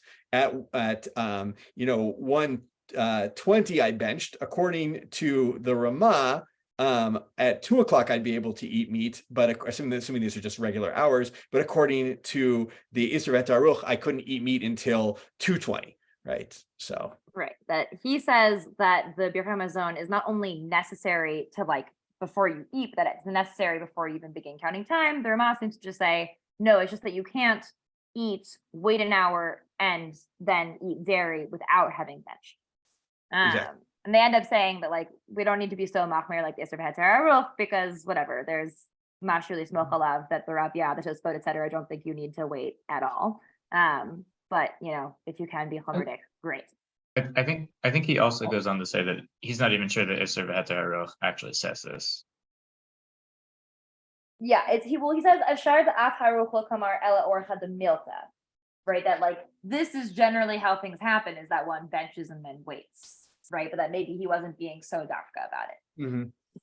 And also actually in Isur V'Heter HaRuch, he quotes it when he justifies what people do, right? It's not lechatchila, we should. This is what you do. He says v'nahagu ha'olam lehamtin sha'achat michuvdalet leyom achar birkat hamazon, right? That's what the people do. They bench and then they wait an hour and then right. I think that there's a lot. I mean, something that we see throughout this entire Siman is a huge influence in general of this is maybe our understanding of the sugya, and this is what people are doing. Exactly. Something we also actually didn't look at it inside, but there's a really interesting, if you didn't have a chance to look, highly recommend the Baal HaMa'or that's on the sheet. He agrees basically roughly with he vehemently disagrees with the Rif and the Rambam's understanding of the sugya. He thinks that they are just incredibly wrong. And he has this incredible line, which is v'ta'u b'fereshehem laha'amid et minhagehem. They screwed up their explanations to justify the practices that existed. Which, interesting that we see kind of this, which is a holy endeavor. We have to justify the minhag. No, for sure. As in, it's very clear. Obviously, the whole point is that we don't say, oh, well, it's the minhag and we ignore it. And it is interesting because obviously this is a general trend in kashrut, but like we do see a homer creep, as it were, in this quite and excessively. it's really interesting that it like runs through centuries. Like it's from, the same thing still over and over, like century after century. The people do this. We think we should do this, but people do this. And Rama again, he says the same thing. Yeah, so it keeps going. I think we're gonna keep reading. We're gonna look at bet in the Torah. Raphael, could you read bet? Just a second. ובמורדכי? No, the bet in the Torah. The bit in the Torah, just אחר גבינה מותר לאכול אחריו בוסר מיד, ובלבד שיעיין יודוב, שלא יהיה שום דבר מן הגבינה נדבק בהן, לפיכך אם הוא לילה ואינו יכול לעיין אותם היטב, צריך לרוחצם, וביום אין צריך. והרב רבנו פרץ כתב, יש לרוחצם ביום, לפי שפעמים הגבינה שמינה, ונדבק בלחלוכית הידיים, ולאו ודאי וצריך לקנח פיו ולהדיחו, שהקינוח הוא שילעוס פת, ויקנח בו פיו יפה. וכן כל דבר שירצה חוץ מקמח, קמחה ותמרה וירקה, לפי שהם נדבקים בחניכיים, ואינם מקנחים יפה. ואחר כך ידיח פיו ביין או במים. So I'll stop here and translate, or should I continue to the end? Because it's You can translate that. It's a long seat. So here he's speaking about the idea of iyun. That till now we were speaking only about only in one direction from basar to gvina. Now we are going from gvina to basar. And he said that basically you have this iyun. You need to check basically if your hands have any residue of cheese. You don't actually need to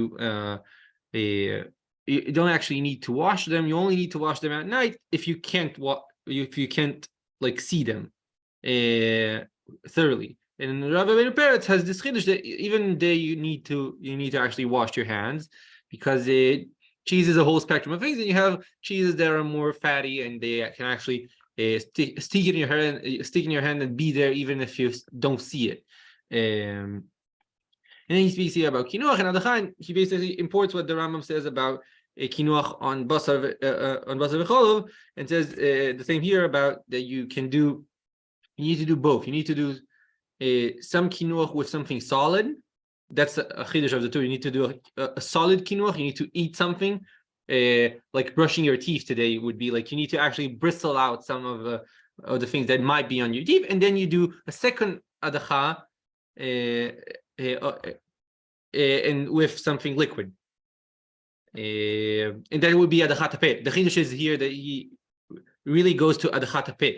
It's not adachat yadayim, it's adachat peh. He's like full blown on that direction that you're speaking here about, washing your mouth, like doing a mouthwash. Well, that we're doing both, right? That we're worried both about the physical things on your hands, but even when we're not worried about the physical things on your hand, you need both the mouth kind of rub and the wash. Yeah, no, but that's a chiddush, because like he's saying you wash your hands and you wash your mouth, so he's doing adacha both ways. I mean, I do think that is potentially shot in the Gemara once we get into Beit Shammai and Beit Hillel. But it is an important point, right? That we have hands, which we're referring to as hadacha, and then we have kinuach and hadacha that are both referring to what you do just with the mouth. Okay. Yeah, I'm not quite sure if you can actually read it to Beit Shammai, but okay.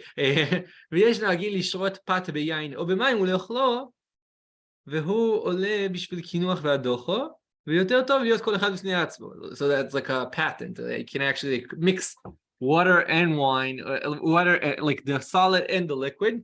And it just says that makes actually quite a lot of sense, because like they are both very different in their purpose. It's washing and actually taking out things, and the more solid it would be even better. So like the combination, you need the thing that really gets the sticky stuff out, and you need the wash that clears everything. So okay. וכוסף הרמב"ם במה דברים אמורים, ואוכל בשר בהמה וחיה אחר גבינה. אבל אם אוכל אחרי הבשר או עוף, אינו צריך לא קינוח ולא הדוחה ולא נטילו. ורבי נתן כתב בשם ההלכות גדולות שמותר לאכול בשר אחר גבינה, בלא קינוח והדוחו. וגם הגבינה אחר בשר מותרת מיד, ולא קינוח והדוחו. מיד, וגם גבינה אחר בשר מותר מיד, אלא שצורך קינוח והדוחו. So, I'll just finish. ואדוני אבי הראש כתב, ונהגו האוילם שלו לאכול גבינה אחר בשר, אפילו אחר בשר עוף, ואין לשנות המנהג. So he's bringing the machloket we already know, Tosfot and Rambam, and he brings the Rosh that basically says that the reason we do wait between Basar and Cholov is because minhag ha'olam. There's this minhag, it became instituted that people simply don't do it. People don't somchim al abenutam, they wait something. Ve'en leshanot haminhag. And that's a very good nisuach because it actually saves us from the marshal or something like, because basically what the tool is saying is that tachlis, you could say like the Rabbeinu Tam, or he's not being very Right. I mean, the Rosh isn't saying, oh, he's just wrong. Like that is not the halacha. He's saying that's not what anyone's doing. And so we're not going to go back to the more Mekel thing that nobody practices. Yes, exactly. Okay. So since we have this bit about, again, even the more machmir opinions are still pretty Mekel about basar achar gvina, right? Like even the more machmir opinions within this sieve that are contained are just like, look at your hands and do a little swish and you can have basar seemingly immediately. But let's look at bet in the Derechei Moshe. It starts with b'mordechai reish perek kol basar. So we get a fun little bit from the Maharam. So it says b'mordechai reish perek kol basar shuvat Maharam hamechat mesuda lesuda matzati gvina ben shinayim gazarti lach mira letzmi b'basar achar gvina. Right, the Maharam had a traumatizing experience where he realized one time as he was going into his next meal after a milchig meal that he still had cheese, and he was like, wait, cheese can also stick in your mouth. And then he was like, I decreed, at least for myself, that I'm going to also wait after cheese, but he's not machmir eating chicken after cheese. וזה לשון האיסור וההיתר ערוך כלל, אכל גבינה רק קודם שעברו עליו 6 חודשים, ושאר מיני חלב, מותר לאכול בשר מיד, באותה סעודה על ידי קינוח והדחה לידיו ולפיו. אבל אם אוכל גבינה ישנה לאחר שעברו עליו 6 חודשים, גבינה המתולת, אף על פי שאין איסור בדבר, מכל מקום מידת חסידות שלא לאכול אחריו בשר באותה סעודה כתשובת מהר"ם. Right, that we see this idea of like, okay, the not old cheese, you can fine, like you should, eating basar afterwards is fine.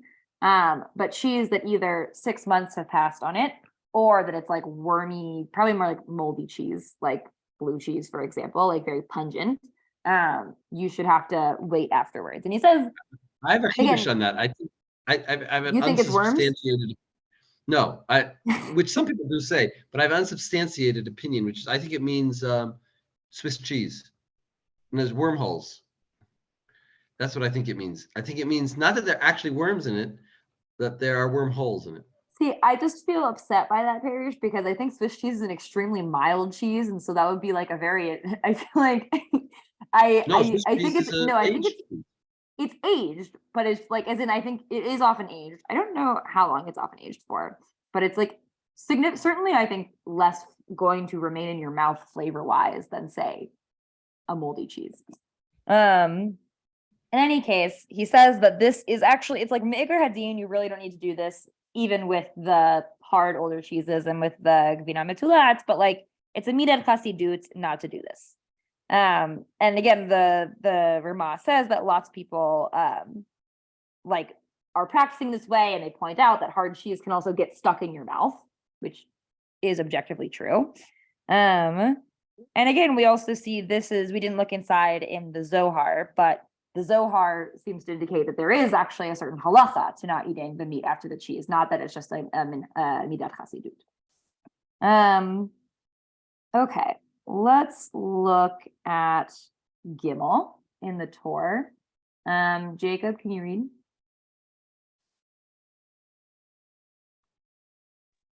Yes, I can read. Let me get to that.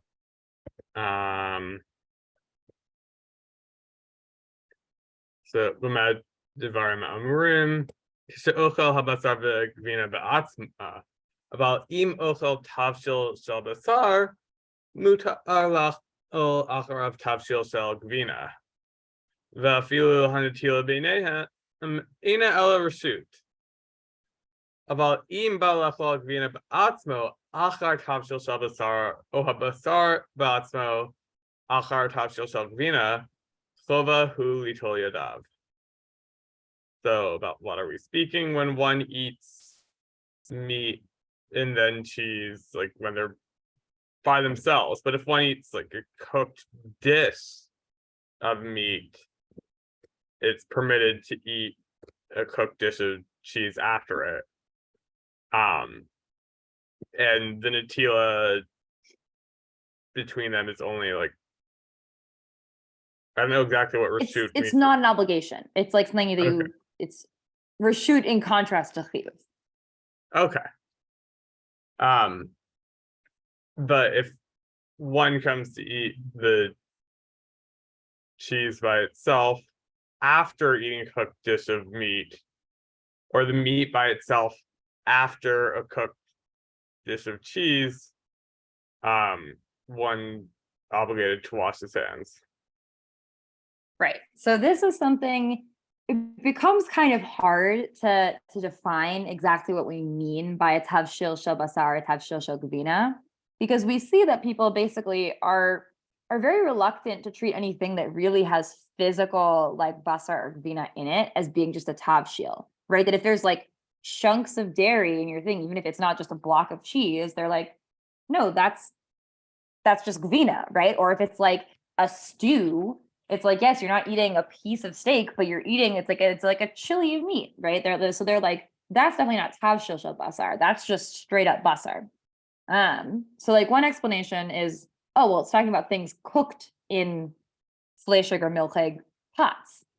But the problem with that is one that we'll get into more in coming simanim, but we have this idea of notein tam bar notein tam, that according to the vast majority of Perushim, a thing that's cooked in a clean meat pot, like you could eat with dairy, right? Like let alone, not only would you not have to wait or wash between them, you could literally eat them together, right? So that can't be what we're referring to this tavshil basar, that you don't have to like wash between them, right? So there ends up being the suggestion that like the Bath makes, and I think comes up in a couple other places, is that maybe we're dealing with a not super well washed like meat thing, right? So it's the kind of this compromise of like, we can't imagine that we're actually dealing with something that really has any significant amount of meat or cheese in it.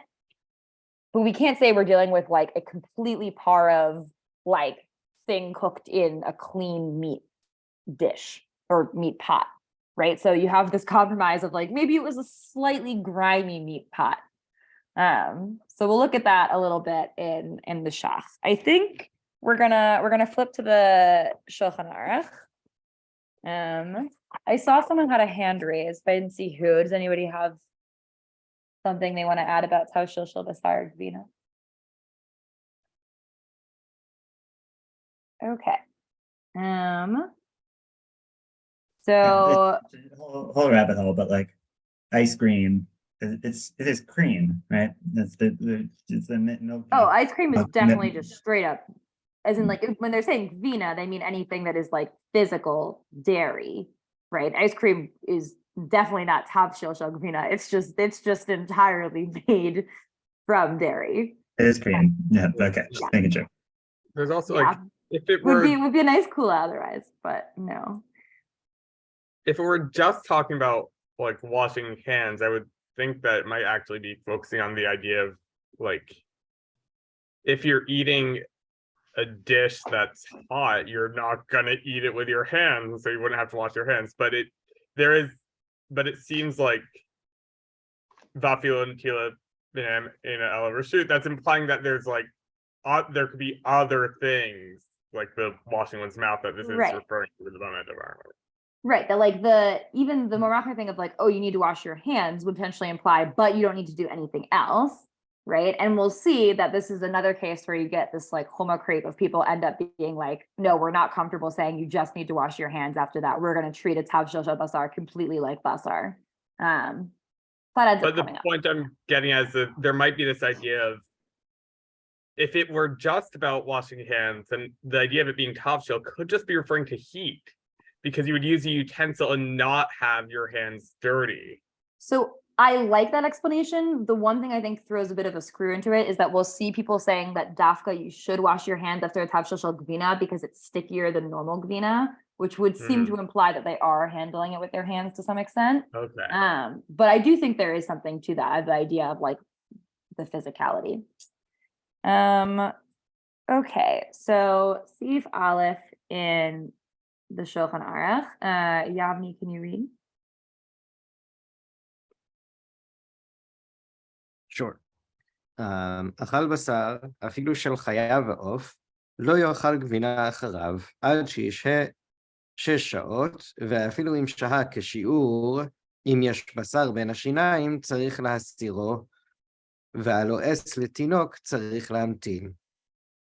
Okay, let's all review. Should I read the רמה? Yeah.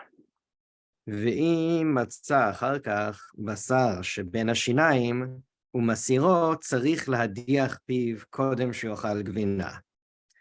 ויש אומרים, דאין צריכים להמתין 6 שעות, רק מיד עם סלק, ובירך ברכת המזון מותר על ידי קינוח והדחה. אוקיי. והמנהג הפשוט במדינות אלו להמתין אחר אכילת הבשר שעה אחת, ואוכלין אחר כך גבינה. מיהו צריכים לברך גם כן ברכת המזון אחר הבשר, דאז הווה כסעודה אחרת, דמותר לאכול לדברי המקילין. אבל בלא ברכת המזון, לא מהנה המתנת שעה, ואין חילוק אם המתין השעה קודם ברכת המזון או אחר כך. ואם מצא בשר בין שיניו אחר השעה, צריך לנקרו ולהסירו. ויש אומרים, דאין לברך ברכת המזון על מנת לאכול גבינה, אבל אין נזהרים בזה, ויש מדקדקין להמתין 6 שעות אחר אכילת בשר לגבינה, וכן נכון לעשות. All right, that was a lot. Should I go back? Yeah, just translate. The Rama says that so the Mechaber says that you after you have meat, you have to meat including avachaya or off. You should wait 6 hours. If there's and you have to take out any meat that's stuck between your teeth. And this applies even if you just chewed up the meat to give to a child. And the Rama says that it says that after you take any meat that was stuck between your teeth, you also have to wash out your mouth before you eat cheese. And there are those who say that you don't have to wait 6 hours. Rather, you just rather immediately you can, if you like clean out take it out of clean out the stuff between your teeth and say birkat hamazon, then you can wash and wipe and immediately eat cheese. And the common practice in Ashkenaz is to wait 1 hour, but it's also necessary to do birkat hamazon, and then it becomes, because that's important for defining it as a new meal. And what else? And yeah, we already said that. But it doesn't matter whether the hours before or after. Right, it doesn't matter whether the hours before or after the birkat hamazon. And there are but he says, but there are those who wait 6 hours, and that's a good thing to do, and that's the right thing to do. Right. So something that's also really interesting is seeing the development on the Ashkenazi side, right? Obviously, we see that it's the minhag pashut on the Sephardi side from an early point to wait the 6 hours. But on the Ashkenazi side, the major like Mefarshim and poskim say you don't even need to wait at all. And then we see this minhag of 1 hour, which like very clearly seems to be like they called it pshara. It's like very clearly a chumrah on no hours as opposed to a kula on 6 hours, right? But now we see this like building up to being like, and actually you really should do 6 hours. And we'll see that I think actually get really more established even just within the Nosei Kalim. Yeah. Kind of interesting internal contradiction, right? Like the Rashal says in very strong terms, anyone who has like Reach Torah will wait 6 hours between meat and dairy. But then on the next page, he says anyone who waits an hour between. Don't spoil it. We'll get there. Okay, sorry. But yes, people there certainly when it comes to the 6 hours, even by the point of the like 1500s, 1600s, we see that like people think that like certainly that like the Talmidei Chachamim should be doing 6 hours. Another interesting thing at the end of this Ramah, he says that he mentions that you're not supposed to say Birkat al Menatz lechol, and he says but like en yizharin b'zeh, and the Taz is like, I don't know where he got that. We absolutely are yizharin b'zeh. Like it's like very pashut that's forbidden. Like you definitely can't do that. I don't know how much of these, Raphael. No, I just find it interesting that in the end, even the Rashal that says it, Kol sheyesh bo reach Torah, like he sees basically as something more or less ikaladin or something like that. It's funny because like we always go back to this point of Chamra bar Chala, that actually there is a spectrum here. Chala bar Chamra, pardon. So like you do have a spectrum. You do have this situation that there is this midat chasidut, right? That there's a notion like they agree. The reason they're not saying you absolutely anyone who's not doing 6 hours, like there's like Ein Borech Torah is like more like moralizing language of like really if you're a good from person you should be waiting but that's 6 the hours. funny thing. That's the but funny that's thing. Not the language you use when something is actually the only correct halacha.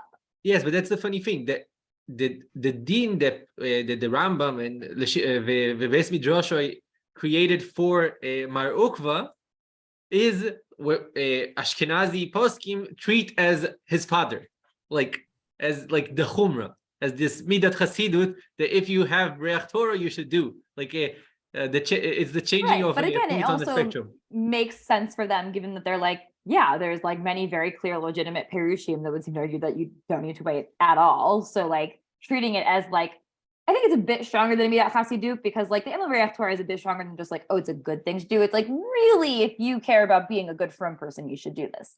But again, it's different than saying this is the only acceptable halacha. We're not going to get these inside, but a couple interesting points that are made in some of the other Nosei Kalim. One, the Shach mentions that if you like have some beef jerky, but like don't have like a meal, that you should have to say a bracha achrona, and the same thing applies with like birkat hamazon. And the Pitrei Tshuva notes that really, if you chew a tavshil shel basar for a tinok, you shouldn't have to wait at all because you wouldn't have to worry about the meat getting stuck in your teeth or moshech tam. But because of lo plug, you should still wait 6 hours. And the last thing on that page that I think is interesting is within the Pri Megadim, in his commentary on the Shach, within Hey, the very last line of Hey, he's coming like a century after the Ramah, right? And his says, Mihu haminhag hapashut sheish sha'ot birkat hamazon, which I think is really interesting because by the time we get to the Pri Megadim, who's not that much later, he's saying the minhag hapashut is sheish sha'ot, right? There's a difference when we see the people in the like 1500s, early 1600s, they're saying like using the really strong language of like, you really should be keeping 6 hours, but acknowledging that the minhag pashut is 1 hour, right? And by the time we get to Pri Megadim, this is the end of Hay on the Pri Megadim Siftei Dat, where he says the minhag pashut is that we wait 6 hours and do birkat. So we already see within a relatively short period of time that even the kind of more normative minhag changes. For the sake of time, since we have 4 minutes left, I'm going to do some reading. So going on with Bet, we have אכל גבינה מותר לאכול אחריו בשר מיד, בלבד שיעיין ידיו שלא יהיה שום דבר מהגבינה נדבק בהם. אם הוא בלילה שאינו יכול לעיין אותם היטב, צריך לרחצם וצריך לקנח פיו ולהדיחו. בקינוח הוא שיעל פת ויקנח בו פיו יפה, וכן בכל דבר שירצה חוץ מקמחה ותמר וירקה, לפי שהם נדבקים בחניכים. ואין מקנחים יפה. ואחר כך ידיח פיו במים וביין מדרים מורים, בשר בהמה וחיה, אבל אם בא לאכול בשר עוף אחר גבינה, אינו צריך לא קינוח ולא הדחה ולא נטילה. This is telling us stuff that we have before, right? If you eat cheese afterwards, you need to check your hands to see if there's cheese still stuck on it, which means at night you need to wash because you can't check well. And about doing the quinoa, and again, he mentions the sticky things that aren't good for quinoa, etc. But that all of this only applies when you're eating basar off or basar chaya or basar behema after cheese. But if you want to eat basar off, you don't really have to do any of these things. And something that Alan had mentioned earlier in the Shach on Tet, the Bilbad Shiayan Yadav, he mentions this opinion, right? Rabbeinu Yerucham is the one who says that, like, yeah, Bilbad Shiayan Yafeh, like if you have a really good torch, like you even at night you really don't need to wash, but it has to be like a good torch. It can't just be like a kind of like flickering candle. Like you really have to know. Although according to Rabbeinu Peretz, that would still seem to be not a problem, right? If we recall from the Torah, Rabbeinu Peretz just thinks you should wash always because sometimes you just can't really see or feel, but there's still like kind of particles of cheese or whatever left on your hands. And the Ramah says, "V'yesh machmirin afilu basar achar gvina," right? This is citing the practice of the Maharam to be machmir even in waiting after eating gvina. V'chei nohagin shekol shegvina kashe. אין אוכלים אחריה אפילו בשר עוף כמו בגבינה אחר בשר. ויש מקילין ואין למחות רק שיעשו קינוח והדחה ונטילת ידיים. מיהו טוב להחמיר. Right, he gets very kind of wishy-washy on the cheese and then basar bit, where he's like, a lot of people are treating it like basar and then cheese. But like, really you don't have to do it. But it is good to do it. So he's kind of, I wouldn't say agnostic, he clearly has a preference for you waiting after hard cheese, but like acknowledges that it's not as deeply based necessarily in the halacha. And also an interesting point in the Shach, if you look at the Shach on Tet Zayin, he mentions the Zohar, obviously, which is relevant when we're talking about the basar after cheese. And he says, Im ken eshar de gam ha-Zohar, modeh shelo asar rak besuda chada ubeshata chada. Right? That like, maybe the Zohar would even agree that you don't need to wait like 6 hours after eating cheese before eating basar, right? That maybe like a separate meal and some washing will do. Okay. Then we have Gimel. Achal tavshil shel basar mutar le'achal acharav tavshil shel gvina v'netila beinehem ena ela reshut v'yesh matzrichim netila aval im ba le'achol hagvina atzma achar tavshil shel basar or basar atzmo achar tavshil shel gvina chova li'tol yadav. Same as the Torah. V'shoman shel basar dino kabasar atzmo. Right, and this is where we see the like people being kind of unclear on how to define this. They say like fat of basar is treated like basar. V'naguach shav lahachmir shelo le'achol gvina achar tavshil basar kamo achar basar atzmo ve'en lishnot lifros keder. Right, this is what I was referring to. We see again this shift where people are like, "Yep, we're also going to treat this tavshil shel basar like basar. We're not going to eat gvina after it. We're also going to wait." Mihu im en basar b'tavshil rak shenitbashel b'kdera shel basar mutar le'achol acharav gvina ve'en bo minhag lachmir v'chein noagin le'achol basar achar tavshil sheyesh bo gvina u'chalav mihu yesh litol yadav b'neihem v'afilu lo yachol basar mamash rak tavshil shel basar achar tavshil shel gvina im naga behen b'yadav. Right, and then the last bit is about how a servant who's serving doesn't need to worry. I don't want to keep folks past the sheer time ending. The last bit is kind of looking at needing to clear the shulchan, related to what we saw before about not having things on the table at the same time. It's also saying like, yeah, clear the table, like, scooch off all of the crumbs and the things like that. And that you should be careful about basically not using the same knife, not only for literally meat and cheese, but even for like cutting bread that you're going to use with the other gender of food. Yeah, shkayach everyone. Yishar koach. Yishar koach Lexie and yishar koach Alish. Beautiful, beautiful. shiur. Very interesting, very relevant. I said, yeah, I was talking about this with people. I do think this, like, it's so interesting because I do think that the weighting is the way that the vast majority of Jews who keep kosher, who are not vegetarian, experience kashrut in their day-to-day lives, like more than almost anything else, other than like maybe like looking for hechshers at a supermarket. And it's like the whole weighting, as we see, is like not even necessarily a thing that a lot of like major mefarshim and poskim think you even need to do, right? The whole idea of so much of these things that are kind of most essential to a lot of people's kashrut practice is not so ikari in certainly in the Gemara. But Yeah, I thought they had. Our religion is a tapestry of customs. I have a friend, I always like to mention him. I have a friend I grew up with who I call the rabbi of kosher style, because he doesn't keep kosher in the sense that he'll eat meat out, but he waits 6 hours. Again, there's a lot of, I think there's like something like, there's both some combination of like, we see certain strong, just like intuitions people have about things that get really expressed in these developing minhags. And I think it's kind of a feedback loop of both like intuitions people are having about what they're comfortable with and what feels right. And then also obviously that becomes self-reinforcing, because once it becomes a thing that like, obviously, yeah, kashrut is waiting between meat and dairy, then if you like think about yourself keeping kashrut, that's like one of the most like fundamental things people think about. The Zohar's language was really interesting, right? Like, yeah, not only is it a halachic issue, but like eating meat after dairy can release this like cosmological force of deen, and I think the watered down version of that is sort of the like discomfort or guilt that people feel. But I'm sure like cultural anthropologists, Mary Douglas, like this whole stuff is of like relating to food as somehow like cosmic and sacramental is sort of the human consciousness. Alan, you're taking a big risk by assuming it's only about a sort of internal state, that you're not actually releasing dinim into the world. So, care. Wait, I didn't hear you, Aaron. What did you say? I made a joke. Also, to the world, and from the context of the Zohar, it affects the world, not only you.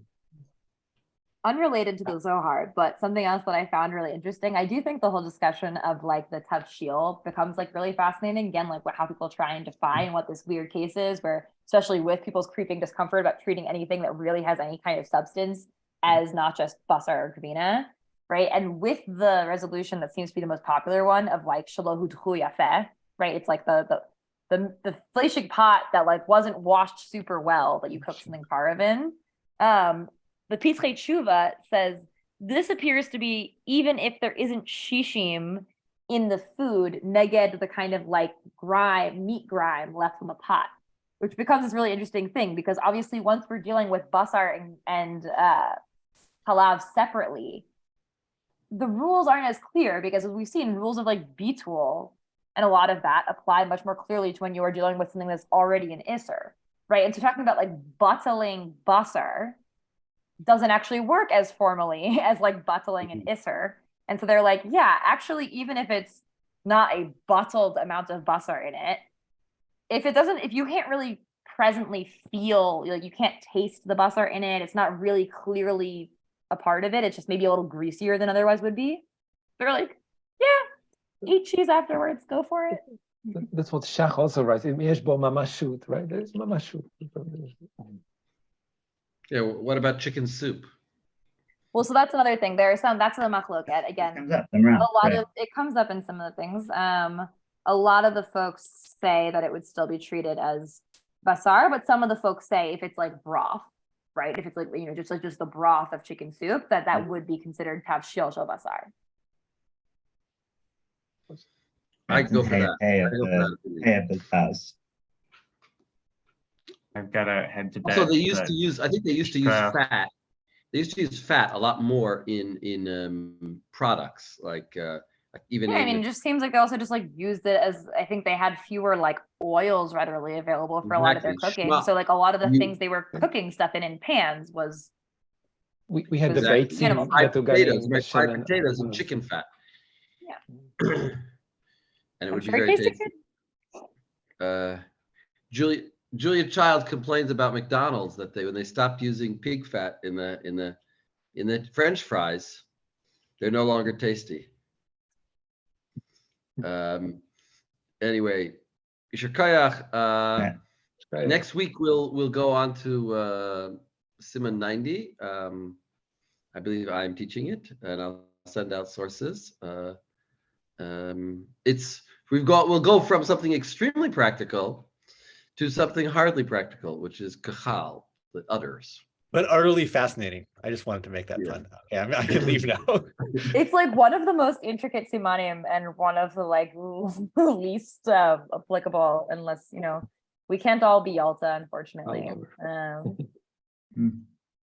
It's very interesting. Yalta ruined it for everybody. We can find an anthropologist to learn with us and come up with Perushim and stuff. It feels like there's a lot there. It actually has some anti-women sentiment there. You'll see. In the Chal? Yeah, where the women are eating milk and meat. Right. Well, it's interesting. And also, again, like Yalta is her own complicated figure, but it's interesting because you also see that a lot, not only just like anthropologically and historically, but you also do see even mentioned in the Nosei Kalim and stuff, men talking about unnecessary humras that the women are taking upon themselves, being like, and this is what the women are doing in the kitchen, and they don't need to be doing that. It's like really extreme. Where are your site? What are you referring to? I'm trying to remember. That comes up in a couple different places in the Nosei Kalim. I'll try and remember which they are, but I remember Dafka in the Gemara that we're going to see for next week, it's the opposite. The women are asking each other for recipes about how to cook milk and meat together. Well, no, I mean, isn't it specifically Yalta? No. Yalta wants to eat. She wants to eat milk and meat. Yalta wants to eat milk and meat, and they give her, and Rav Nachman says, give. But there's another story where I forget which rabbi overhears the women saying, how much milk should you put in this recipe with meat? And he goes berserk. I wouldn't say goes berserk. He makes a gezerah on kachal. Okay. Anyway, that's for next time. Yisher Koyach, beautiful shir.